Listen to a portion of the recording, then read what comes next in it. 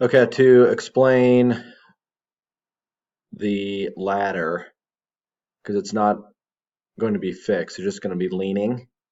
So if this is painted and that ladder's leaning against that painted surface, it's going to mar it over time. So my suggestion is that is a pine ladder.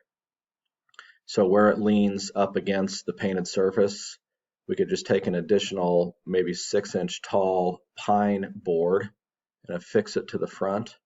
So the ladder's leaning against the pine board because that's going to not show rub marks as much as a painted surface would be. Um, and then we could just put clear finish, some oil on that ladder, and then that board, which would be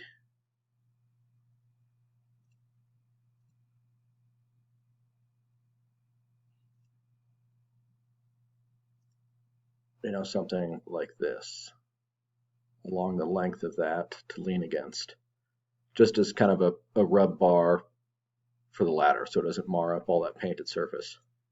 Hope that helps. Thanks.